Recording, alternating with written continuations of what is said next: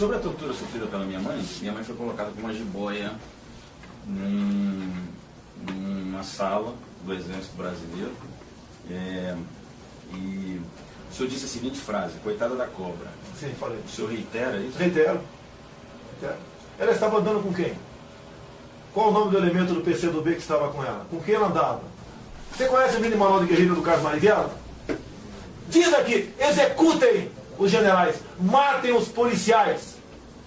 Tá? Que promovam ações que levem o terror, pânico junto à sociedade. Esse é o líder Dilma Rousseff e líder, me desculpe, de pessoas como a tua mãe. Me desculpe, o povo brasileiro não sabe o que é ditadura.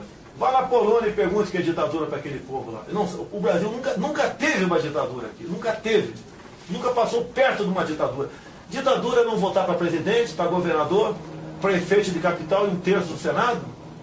Isso é ditadura?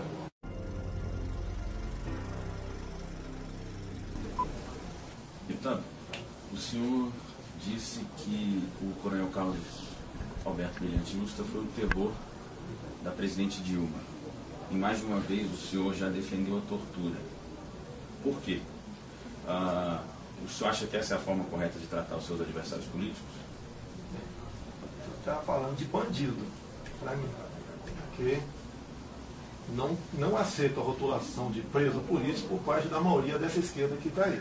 Eram bandidos treinados em Cuba e com dinheiro da União Soviética praticaram diversos ataques terroristas no nosso país. Como, por exemplo, o primeiro marido de Dilma Rousseff, Cláudio Galeno, sequestrou em pleno voo um avião com 96 inocentes a bordo e 5 dias depois pousou onde? Em qual país democrático? Em Cuba. Então, esses que praticaram esse tipo de crimes, não digo que eles são perseguidos políticos, como são realmente hoje os perseguidos políticos na Venezuela e em Cuba. Pronto? A outra pergunta tua? Carlos Alberto Brilhante Ustra. O senhor defende a tortura. Quem falou que eu defendo a tortura? O senhor já disse. Quem defende? Qual o limite entre tortura e tratamento enérgico? E citei nesse caso, está citando aqui, um episódio. Tá ok? Imagine um elemento que sequestra um filho de uma pessoa qualquer, né? Menor de idade, um garoto. E você pega num telefone, no orelhão naquela época, né? Não era comum o celular. Alguém. Não, pera, eu estou explicando. Não, o que é defender? Nunca defendi tortura. E você pega no orelhão um dos sequestradores. Qual tratamento você vai dar para esse sequestrador para ele dizer onde está o cativeiro? Tem direito a um advogado? Cama, cozinha, né? Presídio de boa qualidade para você ou um tratamento enérgico? Agora, se o tratamento é enérgico, para quem defende direitos humanos, como defende no Brasil a tortura, que se exploda a maneira como você vai ser se referido a essa pessoa, aquele tratamento. Se é tortura ou tratamento enérgico. Se quer tratar como tortura, pode tratar como tortura, sem problema nenhum. Em 70 e 74, o Carlos Alberto Brilhante Ustra comandou o doicode de São Paulo.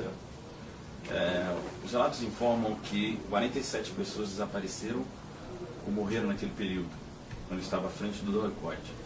Se nós pegarmos o número de 400 mortos e desaparecidos políticos no Brasil, esse número no qual o Carlos Alberto Brilhante Ustra estava à frente do doicode é um número considerável. O senhor acha que os crimes dele são justificáveis, é isso? Primeiro, você está pré-julgando o Carlos Alberto Brilhante Ustra. Nunca foi condenado, em instância nenhuma, não temos nada transitado e julgado criminalmente contra Carlos Alberto Brilhante Ustra. Quem foi a primeira pessoa que disse que Carlos Alberto Brilhante Ustra era torturador? Foi a senhora Beth Mendes. Certo? FHC foi no Uruguai, com ela. Lá estava o adido coronel Brilhante Ustra. Na volta, né, Beth Mendes teve um chilique e resolveu acusar o Brilhante Ustra de torturador. Beth Mendes integrou a VAR Palmares de Dilma Rousseff e Carlos Lamarca. Você conhece os atos dessas pessoas combatendo o regime na época? Como, por exemplo, a execução a pauladas na mata do Vale do Ribeira, do tenente Alberto Mendes Júnior. Inclusive, eu estava lá porque eu sou do Vale do Ribeira, Eldorado Paulista, onde o Lamarca, quando passou, feriu 6 soldados, um em cadeira de roda até hoje, e um civil. Mais ainda, a VAR Palmares de Dilma Rousseff, Beth Mendes e Carlos Lamarca foram os responsáveis por uma bomba no QG do 2º Exército de São Paulo, onde morreu o soldado Mário Cosel Filho. E eu tenho muito para falar sobre os assuntos com você aqui. Então, esse tipo de gente que nós combatimos. Quando você era detido, qual o tratamento que eles tinham que ter? Enérgico. E outra coisa, quando fala em desaparecimento, gostei da pergunta. Nós, militares, né, eu não era ainda, era um jovem naquela oportunidade, mas os militares criaram a lei da vadiagem. Ou seja, qualquer elemento tinha que andar com documentos, exatamente para nós combatermos os grupos terroristas que existiam no Brasil. E quando esses elementos, logicamente que andavam com documentos falsos, morriam em combate, eram enterrados como indigentes, passavam a ser, então, o quê? Desaparecidos por polícia. Me permite mais uma coisa, você vai gostar aqui. Nós temos um jornalista no Globo, Anselmo Góes. Você encontra no jornal da ABI, uma entrevista que ele deu em 99, onde ele diz claramente que ele só andava no Brasil graças a documentos fornecidos pela KGB. E ele louva a KGB e diz mais, que ele, como integrante do PCB na época, recebia dinheiros da Rússia, da União Soviética, para poder transitar aqui pelo Brasil. O senhor sempre fala, falando que está pegando... Não, só um ajuste. O senhor acha que o crime de um grupo ou de uma pessoa justifica crimes cometidos por uma instituição nacional e que exercia o poder de Estado no Brasil? Vocês acusam os militares de serem criminosos. Nós combatimos criminosos. Eu nunca vou defender que um elemento preso seja torturado e executado. Nunca vou defender isso daí. Agora, as pessoas que nós combatimos naquele momento, guerrilheiros, tá, não tinham qualquer piedade com o ser humano. Mas, deputado, as pessoas foram presas, torturadas, mortas e ocultadas. Você está dizendo que foram mortas. Você está dizendo. Todas as pessoas, né, que acusaram o Brilhante Ustra de alguma coisa foram indenizadas. Ou seja, faltou a minha mãe, que está viva, dizer a mesma coisa, para estar ganhando agora uma boa pensão lá no Vale do Ribeiro, onde ela mora com 89 anos de idade. Não é muito maior o peso cometido por quem exerce o poder do Estado?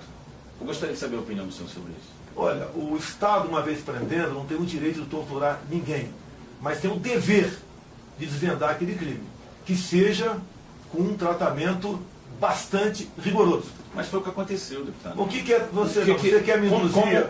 Como explicar a morte do deputado Rubens Paiva? Rubens Paiva, vamos lá. Por coincidência, né? Olha a coincidência. Você está falando com um cara aqui que devia ser entrevistado há muito tempo, né? Ou então ninguém ouviu o discurso que já fiz aqui na Câmara. Eu, com 15 anos de idade, morava em Eldorado Paulista. Ok? A cidade no Cucuruto, no morro. De cima você olhava uma extensa fazenda, Fazenda Caraitá. Proprietários da Fazenda Caraitá. Família Paiva. Entre elas, Rubens Paiva. Quanta coincidência com o Jair Bolsonaro. Okay? Base de guerrilha do Lamarca. Vizinha a família Paiva.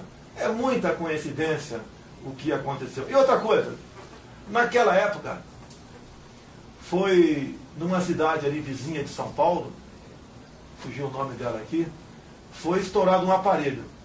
Esse aparelho, que foram detidos os elementos, tinha gente que sabia que o Lamarca estava naquela região. A cidade de Itapecerica da Serra. E vou falar para você, vou chegar lá. Você não pode conduzir aqui o que eu estou te respondendo. Você pergunta, eu te respondo. Então é o seguinte, 3 foram detidos ali. E precisavam, né, esses 3 ser libertados imediatamente. Porque eles iam acabar dizendo sobre Carlos Lamarca, vizinho, né, da família de Rubens Paiva, Fazenda Caraitá e Eldorado Paulista. Então, para botar esse em liberdade, que eles conseguiram imediatamente?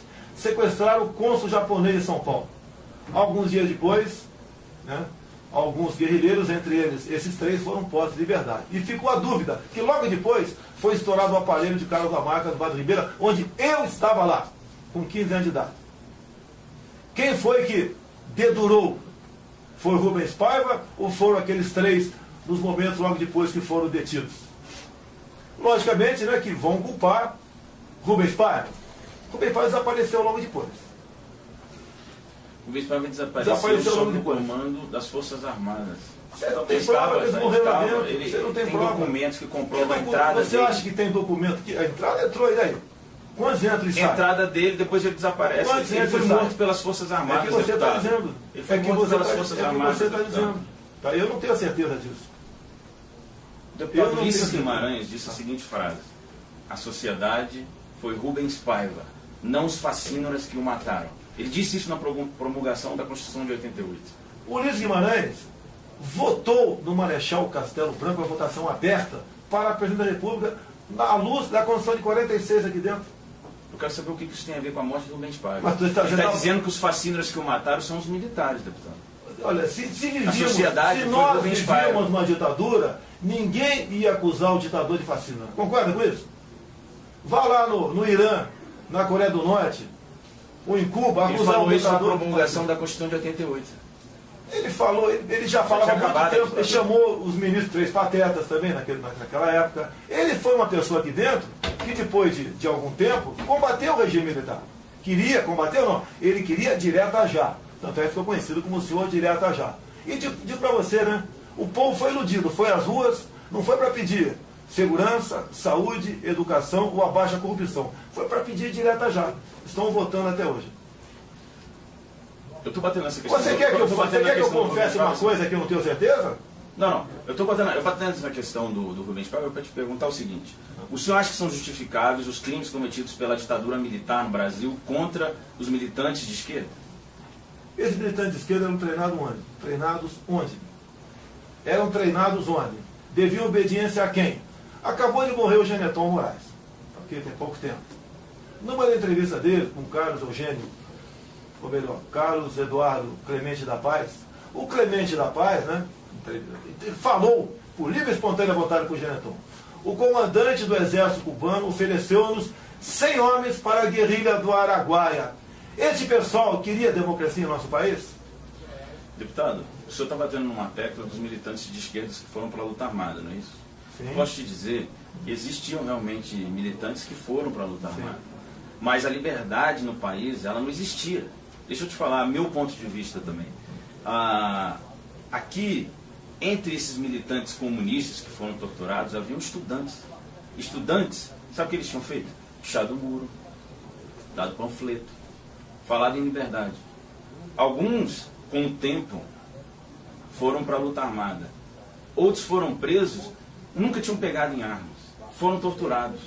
E se você chegar, se nós formos sair daqui agora, formos para o Papuda, e perguntarmos se os presos estão sendo torturados, maltratados, 100% vai dizer que sim. Eu nunca vi um detido dizer que é inocente ou que não foi maltratado.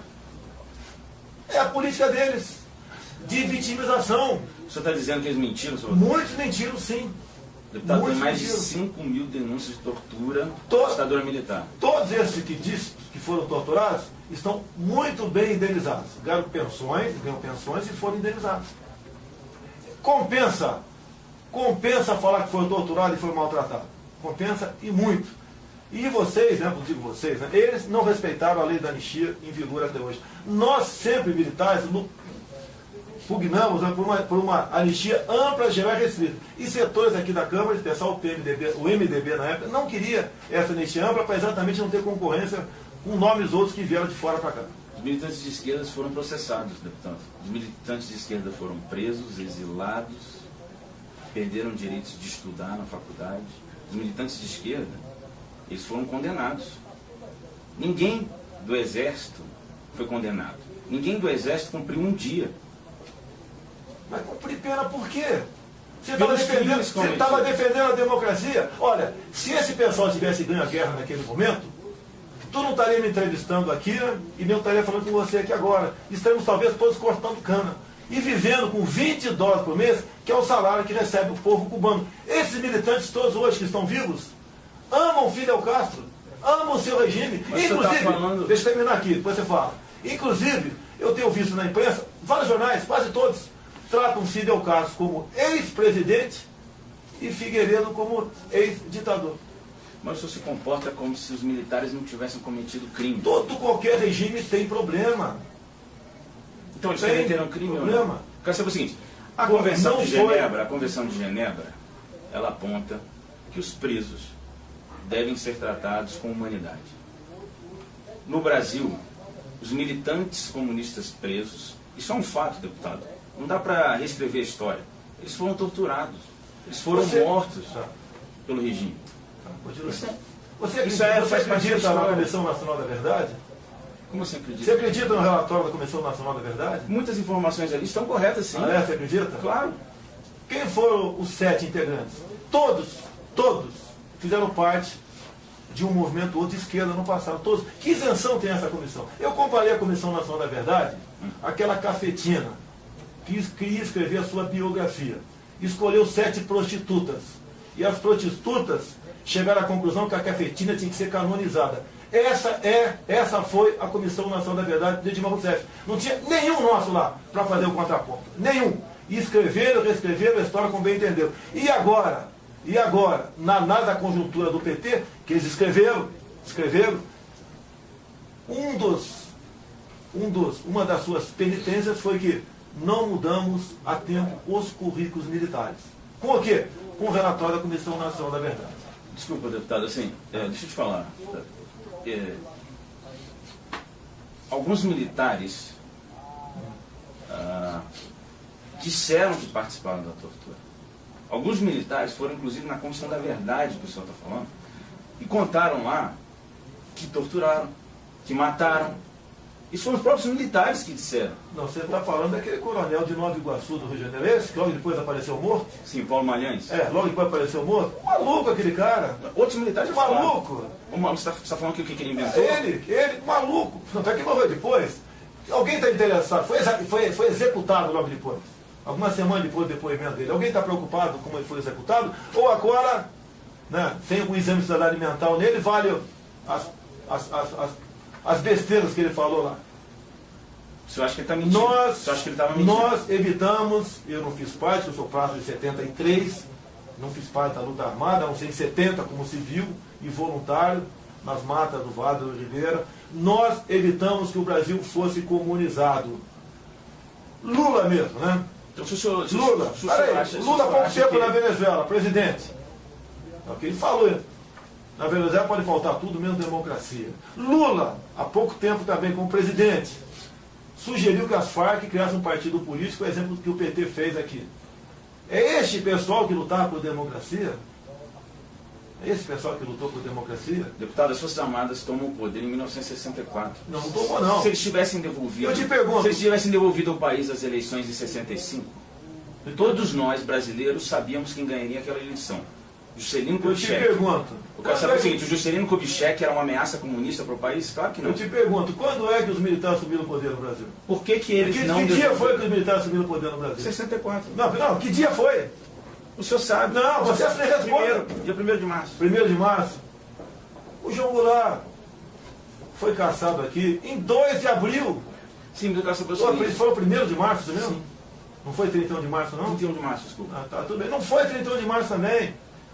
31 de março o presidente era o João Goulart. 1º de abril o João Goulart. O Congresso só tornou vago aqui, declarou vaga, a vacância, no dia 2 de abril, por aclamação. E depois, dia 11 de abril, é que o Congresso, com votos de Ulisses Guimarães, com votos de Juscelino Kubitschek, elegeu Castelo Branco presidente. Deputado, se os militares tivessem devolvido ao país as eleições de 65, não teria sido melhor? Se a esquerda naquela época não tentasse tomar o país e que queria impor uma ditadura aqui, não haveria 2 de abril de 64, nem 31 de março de 64. E nem 15 de abril de 64, quando Castelo Branco foi eleito. Então você está pegando uma história, como sempre fazem comigo, o caso Maria do Rosário, daqui para frente, quando eu dei aquele toco nela, o que ela falou antes não interessa. O que a esquerda começou a fazer em 61? O PCdoB já mandava jovens universitários, esses jovens docentes que você se referiu agora há pouco, para a Real Academia Militar de Pequim, para estudar o quê? Em 61, em Pequim, na China, para estudar o quê? A sua preocupação é com o que eles estudavam e a ligação deles com o comunismo, não é isso? Não há nenhuma dúvida. Não, sim, então tá. Qual era o temor de devolver ao país as eleições de 65 se o JK era a pessoa que ganharia aquela eleição? O JK foi inclusive apoiado pelos militares. Tá, né? Sim, o povo tinha total liberdade no Brasil. O povo ordeiro, de bem, trabalhador, honesto. 99,9% da população tinha toda a liberdade em nosso Brasil. O Congresso não fez a devida asepsia, não expurgou quem tinha que expurgar. Teve aqui o paternalismo. Tá? E o militar, ele não era o senhor absoluto da situação. 90% dos ministros eram civis. Casa Civil, os militares eram os ministros militares, a Casa Militar e chefe do ENFA. Deputado, não tinha liberdade de imprensa no Brasil. Deixa eu te falar. Tem um caso específico que eu fiz uma reportagem uma vez, que eu conheci um rapaz no interior do Brasil, que ele sofreu de meningite naquele período. Por quê? Porque os militares não davam notícia ruim. Tinha uma epidemia de meningite no Brasil e a ditadura escondia isso para não dar uma notícia ruim. E o que aconteceu? Esse rapaz pegou meningite e é um deficiente hoje no interior do Brasil. Eu contei essa história na revista Época. O senhor está falando que tinha liberdade para a população, mas essa história não é verdade, deputado. Olha só, a saúde no Brasil está uma maravilha atualmente. Pô. O PT, a PT e PMDB agora, né? O PSDB também, está uma maravilha a educação no Brasil. Pegou um cara que tem meningite para contar uma história. Tá? Não, mas agora, teve uma epidemia, isso é um fato. Teve uma epidemia naquele censura, mas não tem limite. Tivemos de dengue, epidemia também aqui agora. Epidemia. Sim, mas agora tem pessoa para falar, está tendo uma epidemia de epidemia. Em que ano foi isso daí, desse garoto de meningite? Que ano foi? Foi durante a ditadura, durante a ditadura, 73. Você queria o que? Naquela época, a própria imprensa, né? Eu, por exemplo, nesse ano, 73, eu estava até 72, eu estava em Eldorado Paulista, eu entregava o Jornal do Estado de São Paulo. Chegava o Jornal do Estado de São Paulo. Censurado, chegava não, censurado. Peraí, vou te falar lá. Chegava o jornal 1 da tarde, eram 32 jornais, eu entregava os jornais lá. Era o jornaleiro, dos trabalhos meus nessa época. Agora, a censura que havia em algum momento, tá, tinha relação de causa e efeito. Hoje em dia você pega um telefone celular e fala com o outro lado do mundo, né? 20 mil quilômetros de distância, né? Em fração de segundos. Naquela época, existiam sequestros de autoridades em andamento, planos mais mirabolantes possíveis de tomada de poder. Inclusive eu defendo o Pinochet, você não quer que eu fale isso aqui agora? Quando o Pinochet assumiu em 73, tinham 30 mil cubanos lá dentro. Queria que ele assumisse com flores para restaurar a democracia em seu país. Então, naquele tempo, muitas informações eram dadas por certos jornalistas, que inclusive os militares não tiraram das redações. E aquela matéria naquele dia não podia sair, ou no dia seguinte, 2 dias depois podia sair. Algumas matérias, para exatamente evitar que alguém fosse executado em cativeiro, entre outras coisas. Agora, pega as matérias censuradas da época e mostra hoje em dia, para mostrar o que foi censurado. Tem muitos jornalistas que diz que de brincadeira ou de sacanagem, linguagem que eles usam hoje em dia, que publicavam receita de bolo só para sacanear os militares. Se fosse uma ditadura, não teríamos apenas um jornal Grama aqui, não aquela infinidade de jornais que nós tínhamos no Brasil. O senhor acha que o senhor representa o pensamento dos militares que estão na ativa e não podem dizer? O senhor acha que essas suas defesas são aquilo que pensam a maioria dos militares que estão na ativa? Eu só entro em qualquer local, quer seja civil, militar, convidado. Ok? Eu não vou num quartel, não sendo capitão do exército, não sendo convidado. Ok? E sou convidado para todos os eventos. Quando vou, o tratamento é excepcional. Ok? Qualquer que seja a unidade da Marinha, Aeronáutica e Exército. É também das entidades civis, quando eu vou. Então, um tratamento excepcional para comigo. Eu tenho orgulho de ser deputado federal. E eu não sou honesto da boca para fora. Honestidade não é virtude, é dever. Devolvi em 2014 200 mil reais que a Friboi botou na minha conta. Fui citado por Joaquim Barbosa como o único deputado da base aliada que não foi comprado pelo PT. Não votei a reeleição do FHC. 200 mil reais na época. Não foi disso que eu perguntei. Então, olha só. Saber se o senhor representa esse pensamento que o senhor está falando. Representa. Não isso que o senhor está dizendo. Aqui, ó. Por que vocês têm esse livro aqui? Eu não tenho esse livro com fatos, com verdades. São fatos. Não é um livro de poema aqui. Tá? Desses que ficam escrevendo maravilhas de ser de esquerda, ficam pregando a perfeição hipotética por aí. É verdade. Então o senhor acha que o senhor representa o que os militares pensam, estão nativos e não pode dizer? Nunca perguntei para eles isso. A maneira como me tratam, quando o senhor está lá com ele, maneira como me tratam, eu sinto que existe afinidade na maioria das coisas que eu falo. Sim. Entendi. Então o senhor acha que muitos militares devem concordar com o senhor? Civis, muito mais civis. Mas militares? Também, militares e civis. O senhor acha que pode acontecer de novo no Brasil? O que aconteceu, deputado, das Forças Armadas assumirem o poder, tomarem o poder, que o senhor não gosta de dizer? Não, ninguém tomou o poder. Eleição, pô. O Ulisses Guimarães votou em Castelo Branco. Como é que tomou o poder? Como é que tomou o poder? E depois, eu te perguntaria, agora deixa eu te perguntar também. Você acha que a eleição do Tancredo Neves foi justa? Não, eu quero saber. Eu estou te perguntando, mas me responda. Me pergunta. Eu quero saber se o senhor pode me responder. E responda também. Mas o senhor é deputado, eu sou jornalista. O Tancredo Neves foi uma eleição justa? Me responda.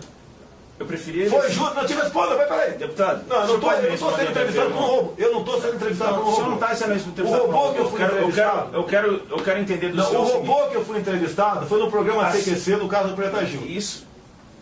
Deputado. Lá foi um robô. Eu te pergunto. Isso pode voltar a acontecer no Brasil? Eu te pergunto, Ulisses... Responda, por favor. Eu sou jornalista, por que o senhor quer saber minha opinião? Você achou justo? Você tem que ter opinião, você não é um... Mas por que o senhor quer saber minha opinião? Você não é um vegetal. O senhor é autoridade. Eu vou te responder para você. Eu não. Foi justa a eleição da Tancredo Neves. Você achou que não, então? Ele acabou de dizer que não. Não, você acabou de dizer que não. Que eu não sou autoridade. E o senhor é autoridade. Tancredo Neves eu não sou autoridade, foi isso que eu quis dizer. Tancredo Neves foi eleito da mesma maneira que Castelo Branco, Costa e Silva, Médici, Gás e Figueiredo, indiretamente pelo Congresso Nacional. Vivíamos numa normalidade à luz da Constituição. O Congresso sob armas, deputado. Quem sob armas? Sob armas, deputado. Os militares tomaram o poder e eles comandavam o país sob armas. O Congresso foi fechado pelos militares com armas, é isso? Um deputado, o deputado Rubens Paiva foi preso e morto. Você está dizendo que eu falei de uma possibilidade de ser a esquerda, aqueles três. O senhor não pode reescrever isso. É uma possibilidade. É uma possibilidade. Por que não? O senhor não pode reescrever isso. Eu quero saber se... Você quer falar sobre Herzog também? Eu quero saber se o senhor acha que pode voltar a acontecer, deputado. O senhor ainda pode voltar. O povo, olha só. Antes de 31 de março, 2 de abril de 64, o povo estava nas ruas. Estavam as mulheres em marcha com Deus pela família. Estava toda a mídia, os teus colegas estavam lá, exceto o Jornal Última Hora. Toda a mídia queriam que os militares assumissem. Estava a OAB, estava a Igreja Católica, os empresários, os agricultores, todos queriam sair do João Goulart, porque sabiam que o Brasil estava com a cabeça na guilhotina, estava pronto para ser comunizado.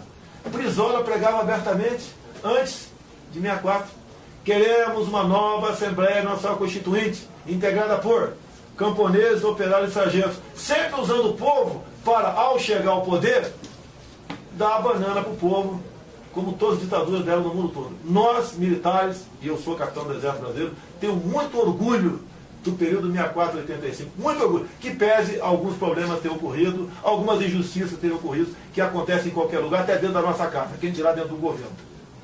Isso não me respondeu. Por quê? Se pode acontecer novamente? Depende do povo. O Exército, né, nunca fez parte de joguetes políticos. Ele sempre foi instrumento da vontade popular. Quem disse isso para o Geneton Moraes foi o ex-ministro Leônidas Pires Gonçalves. Então você acha que pode? Não sei. Eu, pela minha democracia, pela minha liberdade, eu faço qualquer coisa.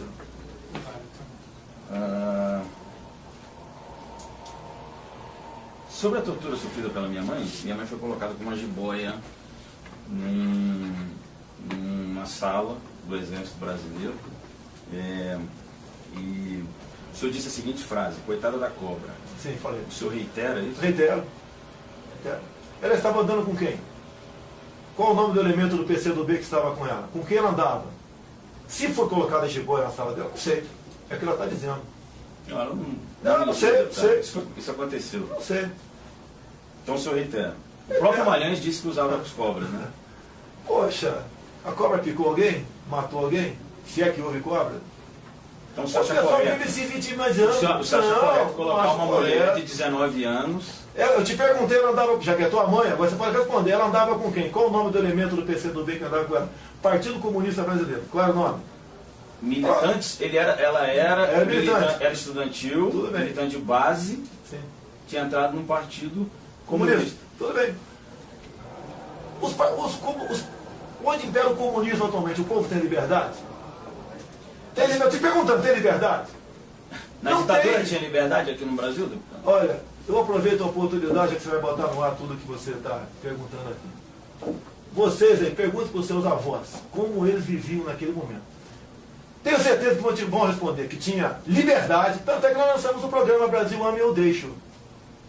Podiam ir e vir para onde bem entender, tinham segurança, tinham escola de qualidade, tinha uma saúde muito melhor do que é hoje, os professores eram respeitados na sala de aula, não existia essa ideologização, foi uma juventude de ouro. O pessoal da minha faixa etária são muito mais bem sucedidos que o de faixa etária de 40 anos de idade e vão ser melhor que o de 20, formado para essa esquerda que está aí. O senhor defende coisas absurdas, deputado. Assim, sinceramente, eu vim aqui para tentar ter uma conversa com o senhor, na qual o senhor realmente dissesse, né,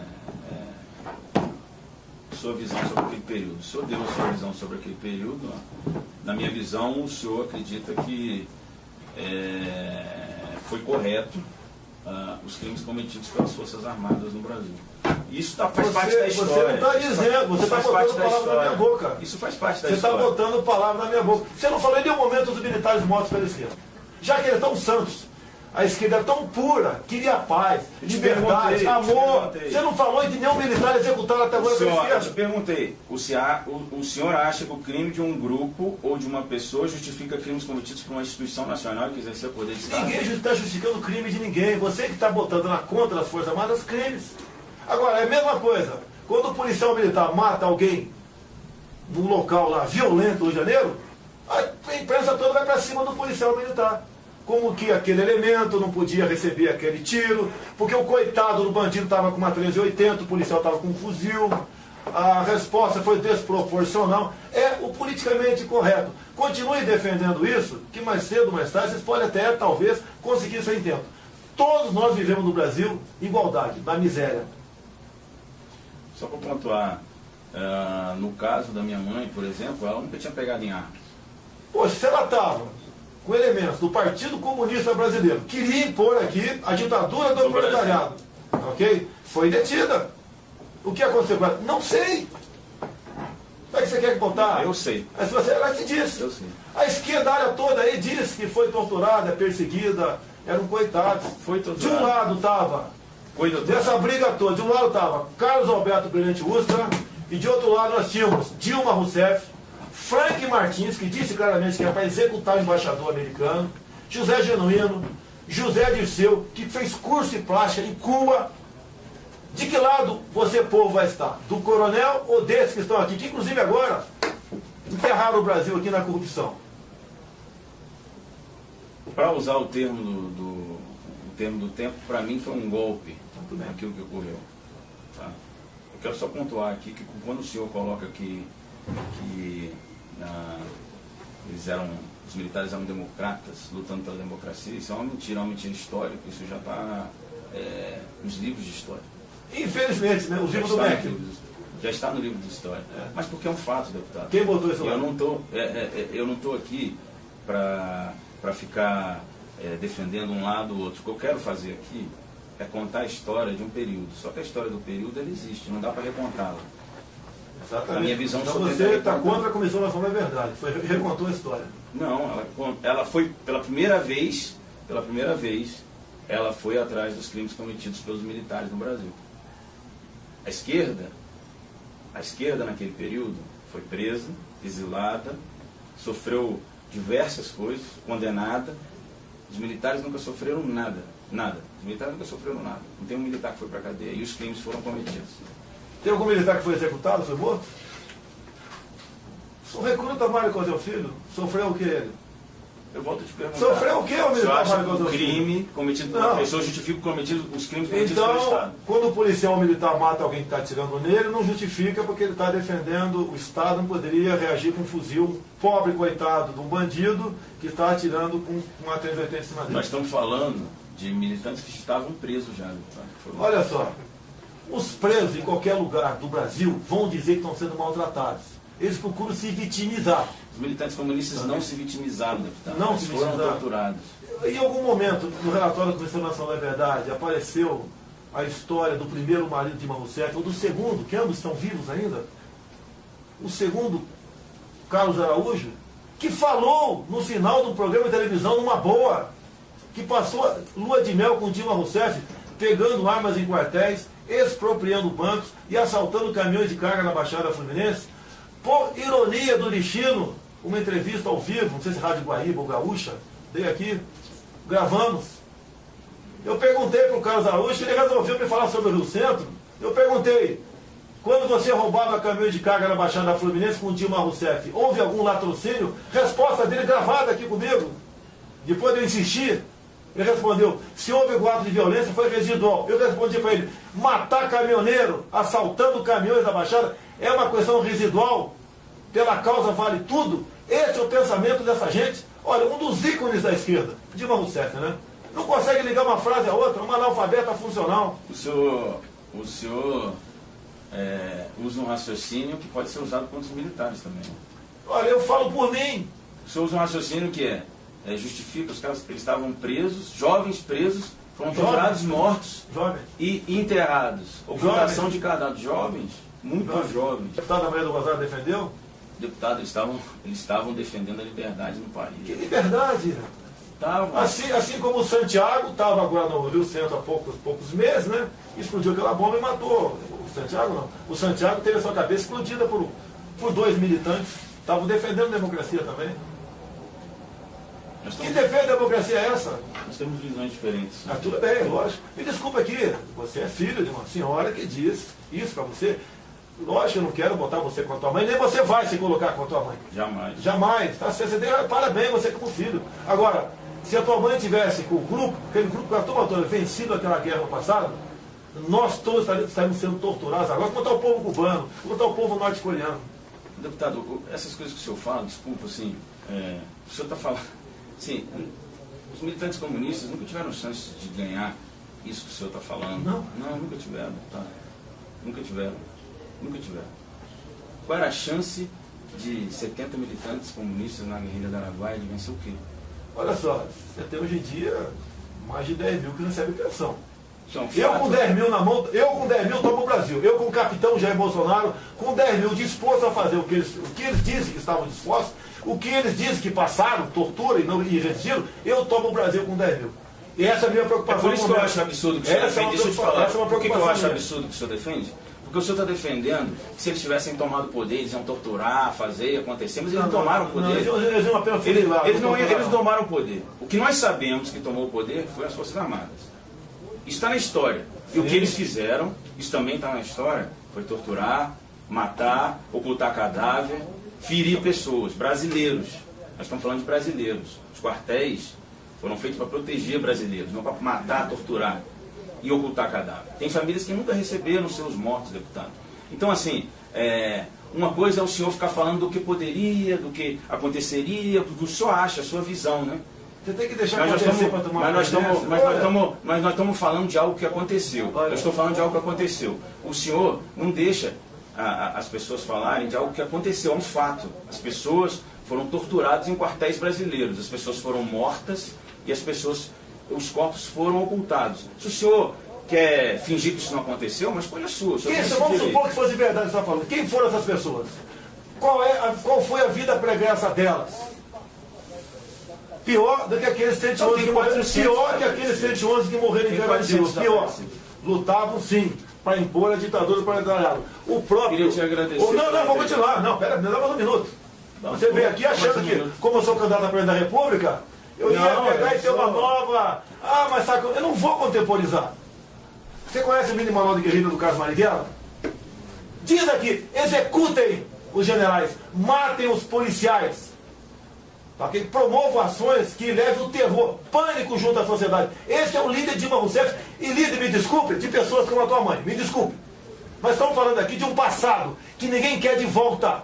Porque esse passado voltando, corremos o risco de ter no Brasil imposto aqui uma ditadura do proletariado. A exemplo de Cuba, a exemplo da Coreia do Norte e como vem acontecendo na Venezuela atualmente. Nós não podemos brincar com o passado. foram mais de 100 militares e civis inocentes mortos pela esquerda do passado. E vocês da esquerda não fizeram reflexão sobre isso. Se você está defendendo a esquerda... Não, eu quero só... Você é mais novo do que eu. Voltar, claro, bem mais novo. Eu quero só voltar a dizer que os crimes cometidos por algumas pessoas não justificam os crimes cometidos pelo Estado brasileiro. O senhor está falando dos... O senhor fica apontando os crimes da esquerda, mas o senhor nega a existência dos crimes. É mesma coisa, morre um traficante. Quando o senhor diz que a história não quer que volte, a história não quer a volta da ditadura militar brasileira. É isso que a história não quer. O povo brasileiro não sabe o que é